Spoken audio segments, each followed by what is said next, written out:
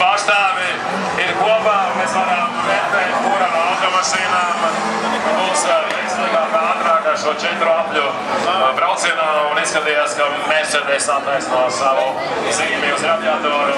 Mercedes parāda startu kā pirmais, un tas nozīmē, ka Norvēģijas Simensens ir līderis ar 308 numuru, kurš braucamais Open klasē. Jā, Mercedes ir Mercedes. Šeit problēmas izskatās, ka Jāno Liguram ir norauda puses, viņš jau no paša starta jau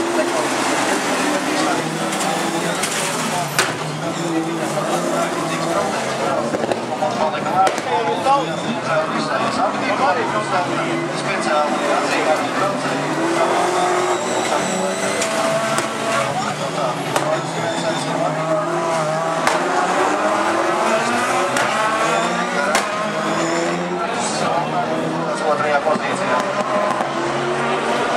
Jā, nu iespaidīgi, jā.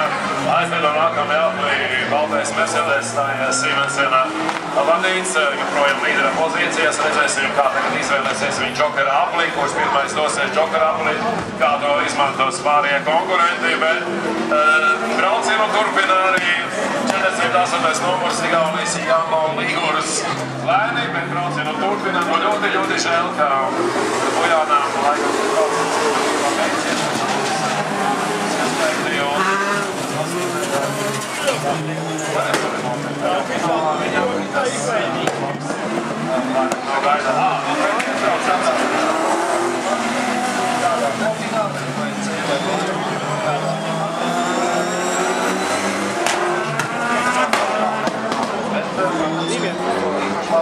Izstāšanās moments noteikti nav.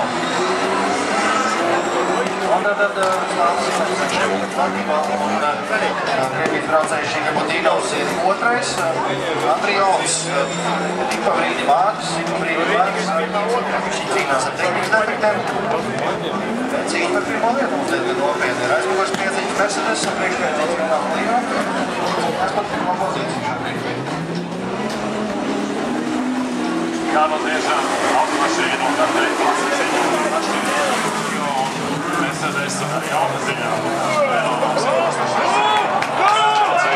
Mercedes ir mēs Open, akumulatoru un piedziņu.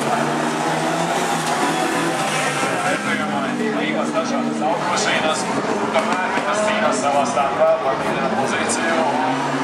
Kā tas viss beigsies, to mēs vēl redzēsim.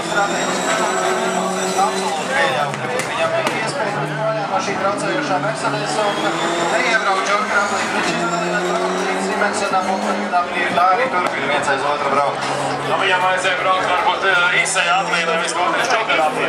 Iepriekšējā aplī, un tagad viņi abi divi izmantoja šo džokera aplī.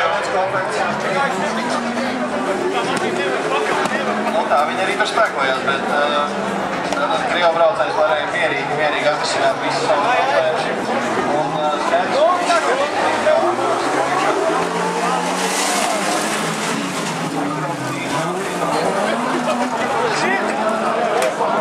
normāli, bet tu pārbaudi.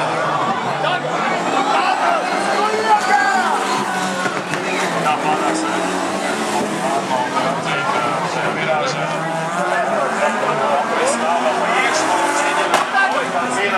Un tagad finišā 480 metros.